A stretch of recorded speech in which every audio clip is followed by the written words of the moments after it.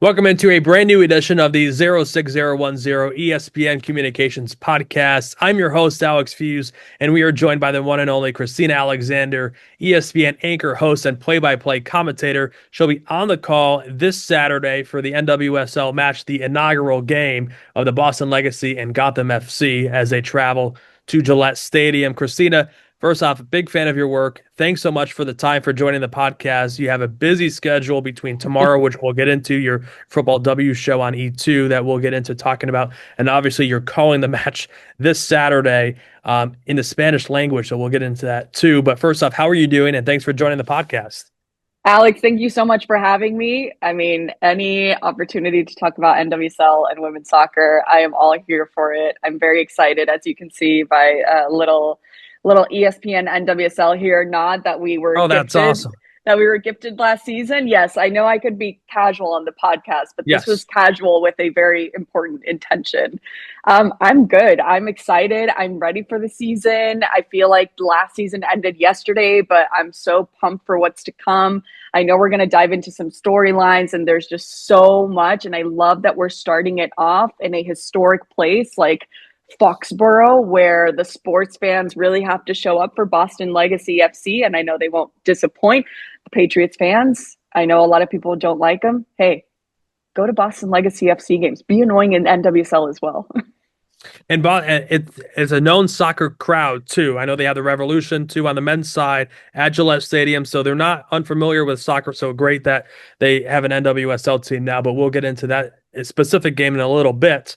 Obviously, you mentioned the season kicks off this weekend. What are you most excited about? You know, when you look at this league and this season in particular for the 2026 season, what jumps out to you first? I mean, particularly with this game, I mean, what I just mentioned, right? To be able to be there for some history, to see an expansion team's first game ever like Boston Legacy FC is going to have is very exciting. It reminds me of when we were able to be there for CPKC Stadiums and Kansas City Current's first game as well. And you can just kind of feel history being made. And as I say that, I have chills throughout my body just because it's so important that we're able to see these steps going forward. And I'm pumped to see Gotham FC. We regularly call their games, and I always have to clarify, or not, that it's not a complaint. Gotham is such a fun team to watch. I'm so excited to see particularly a Jaden Shaw, who came in halfway through last season.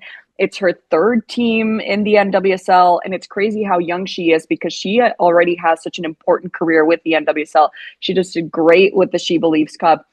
Emma Hayes is going to have her regularly, and I can bet a lot of money right now that we're going to see her next year in the World Cup. And I can just dive in and talk about every single team, Alex, but I know that we don't have enough time. But with this weekend, I'm excited to see the fans show up, maybe do that. I mean, it's a travel game, right?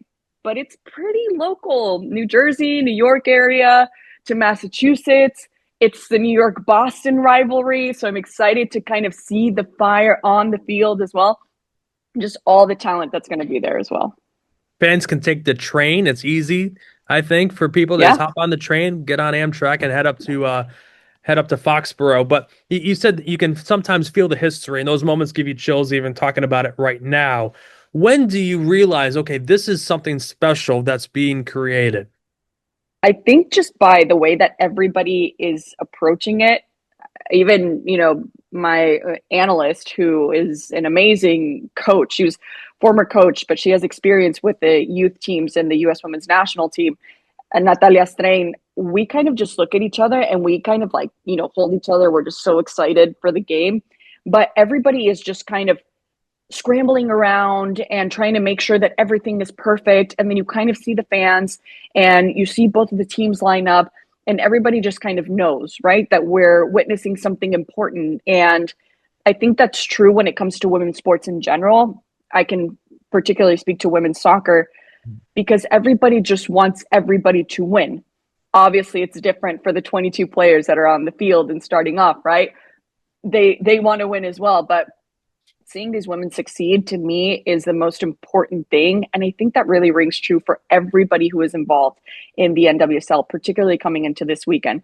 I want to go back to what we lived in CPKC Stadium. I mean, the adrenaline rush of just saying it and the first soccer specific stadium for a women's team, we were kind of on the brink, right? You were kind of on the edge, and you saw all of these amazing things that these players were about to experience. And I think that rings true for Boston Legacy FC, because we're talking about an expansion team, not only them, but Denver Summit FC, which I love to see the growth of it. Jordan Angeli, who also calls the games with Mark Donaldson, was extremely involved in the creation of this expansion team. And every single team and every single moment, it goes back to a labor of love. It kind of transcends the field. And that's what's amazing about women's sports in general. That's what's amazing about the NWSL in general. But I think it's really the people that surround you that kind of just look at each other, and it's an unspoken agreement that we know what we're about to witness. And that's why this weekend is so exciting. And you pair it with it being, at least for us, the first game of the season. It starts on Friday, but for us, it truly starts on Saturday. Talking expansion teams, obviously that is a significant sign of growth. How have you seen the growth of the league, even just compared to the last few years? Man, even the last 2 years, it's been amazing to see not only the expansion teams, but the names that you're seeing coming into the league as well. I know the league has also been criticized for the players that have left the league. You know, in the last few years, we're talking about specifically Alyssa Thompson. That was kind of the, see, everybody wants to leave and go to the WSL and play Champions League and have those international opportunities. But then you see the level at the NWSL, and you know that it's also still very, very highly competitive. So while some players left, you have a Sofia Cantore as the first Italian player to come to the NWSL, playing for Washington Spirit, playing with Trinity Rodman, Michelle Kang, the president, being just such an influential and important part in women's sports in general, specifically NWSL, specifically for U.S. soccer. She's just continually looking for ways to improve and invest in the league. And I think, you know, along with Sofia Cantore, we also saw some other Italian players make their way to the NWSL. Cristina Girelli is so talented. Oh man, in the pandemic, I mean, still 2021 considered pandemic, at least in Mexico, it was still very, very much the pandemic. I had the opportunity to call some of the Italian games, and Juventus was a regular for us. And to see Girelli and Cantore now come to the NWSL, I think just speaks really highly of the league itself, because we're close to a year away from World Cup year. These players are making those decisions thinking of the World Cup. And we know how Italy just did as well in the Euros. So this isn't a joke. This isn't a pastime for these players. They come here to really develop their game, to not only have that experience as a human being living abroad, but truly just leveling up their competition, because that kind of ties back to the U.S. women's national team, in where the new narrative is the world is catching up. You'll be hosting this special edition show this Friday. This episode will air on Friday, so later today, and fans can watch that on ESPN2. What can viewers expect from this special edition, preview edition of Futbol W on ESPN2?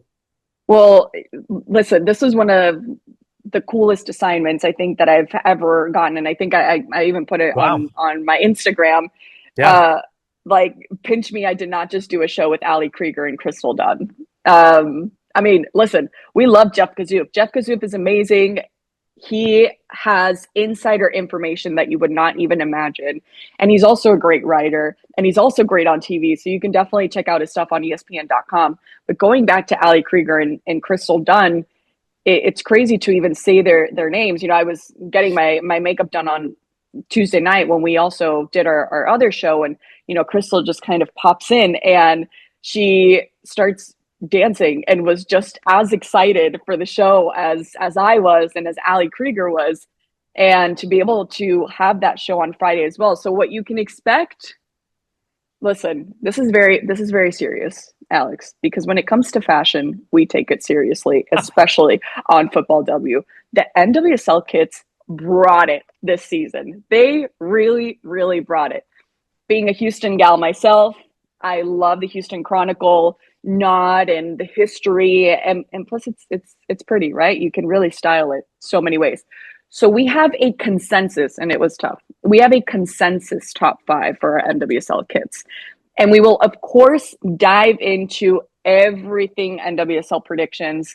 And, those segments are very high stakes because at the end of the season, our producer, Beto Peralta, who is also incredible, will take this little bit and remind us who was right and who was just terribly wrong and off the mark. So there are little surprises here and there. Jeff Kazouf is famous in our Futbol W world for having hipster picks. So I'm particularly looking forward to, I still have to make my list and really just think about what I expect in general, because we're talking MVP, we're talking Golden Boot, we're talking Shield winner and Cup winner, breakout player, most impactful newcomer. I think I got all the categories, so we're covering it all. Yeah, and you better believe that it will be replayed back at the end of the season. So yeah, or throughout the season, right? Best of luck to you. I would never. I don't envy your position to be in with that. Luckily, I don't have to give takes on this podcast. But you mentioned Crystal Dunn and Ali Krieger. Ali's been on this podcast before. Such a big fan of both of them. What do they specifically bring for a viewer's perspective? If maybe you are not really familiar with the NWSL or women's soccer in general, what can they bring for a viewer's perspective watching Futbol W tomorrow? Yeah, I think more than anything, I've worked with Ali regularly. This will be our second season together. And it's such a privilege to just hear how she sees the game.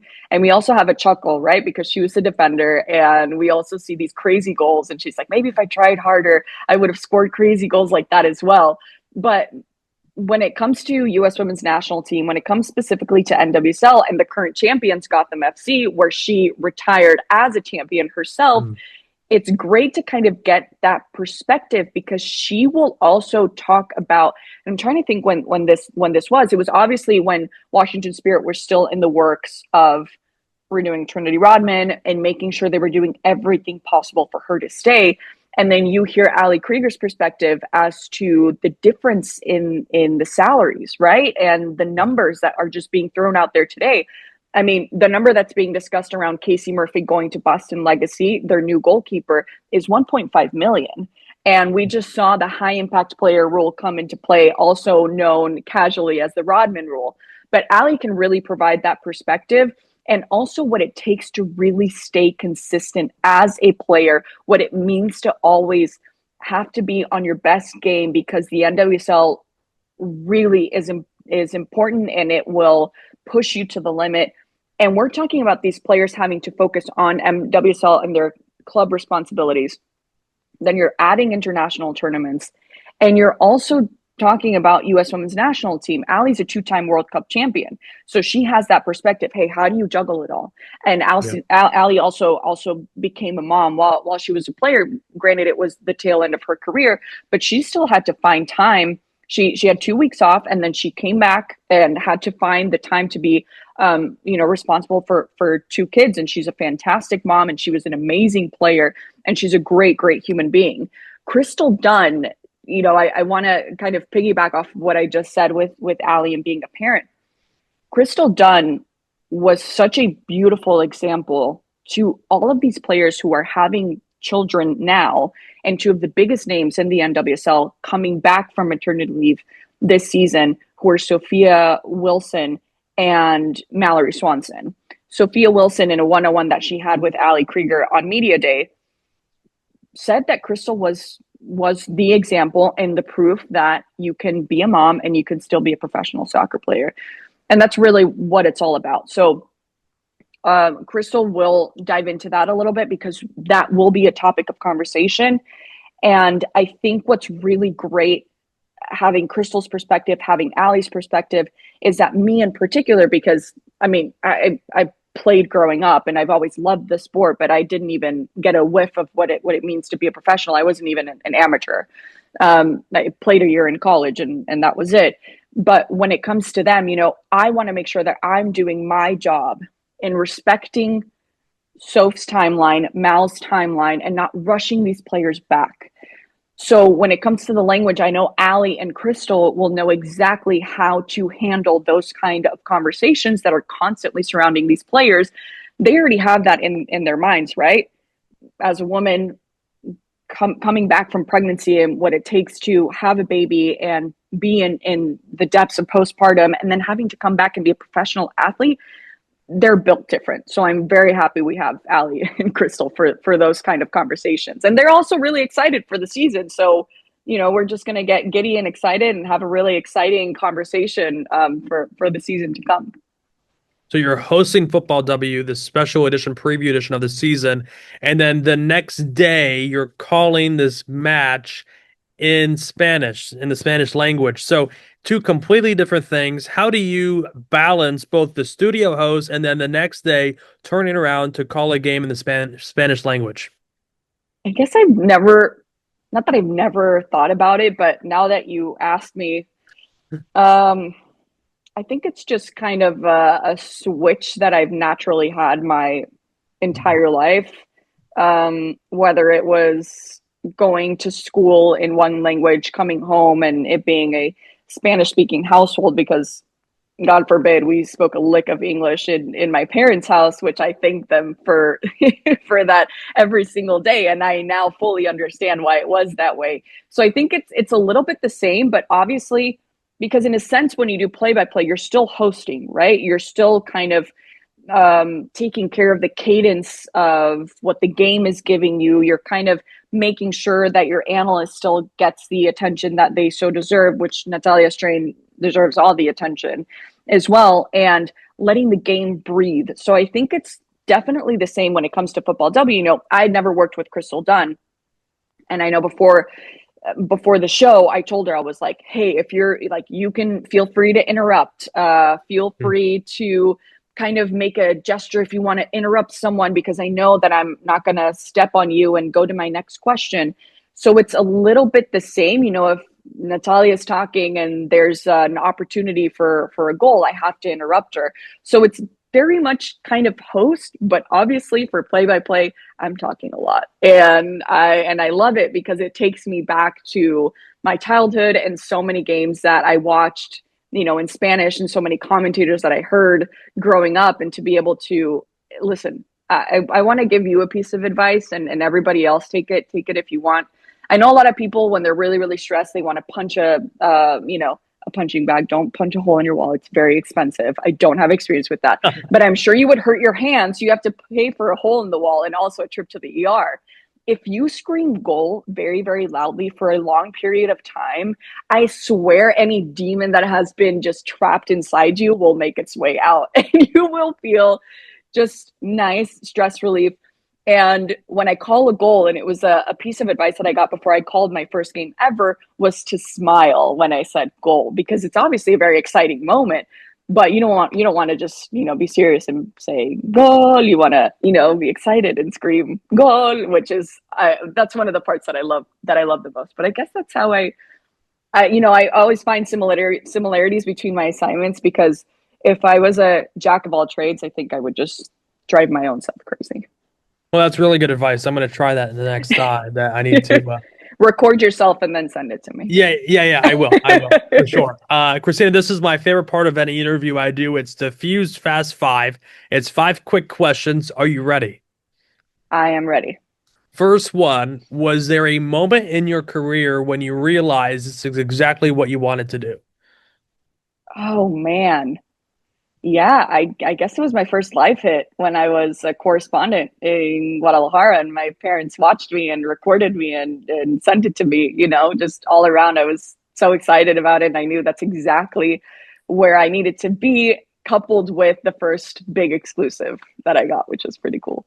That's incredible. You covered La Liga in the past, and now you see some of those players transition to the NWSL. How special is that for you now? It's very exciting.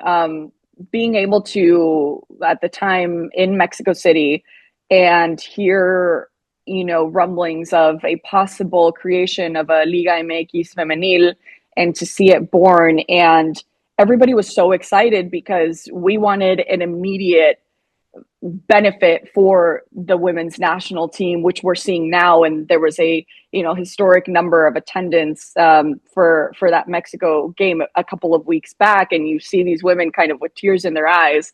So it's amazing to see the Liga MX Femenil not only knowing and being there when it really just was born, to seeing how many teams have also decided to make the investment that is completely worth it, to giving the importance that all of these players really deserve, because in its first years, these women were fighting for a living wage. Some of these players who are mothers, I can't remember her name, but I know she played in the Liga MX. She had to hold like 3 separate jobs to be able to make ends meet and put, food on the table.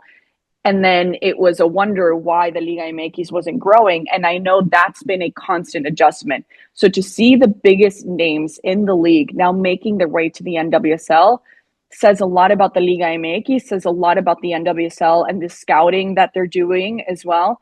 And one of the bigger names that I really just want to make emphasis on, we saw Jackie Ovalle come from Tigres, a team that has won many championships. She went to Orlando and she was an immediate starter. So she's going to do amazing, especially with Barbara Banda back. And the most recent one for Utah Royals is Kiana Palacios, who is the highest scoring player in America Femenil's history.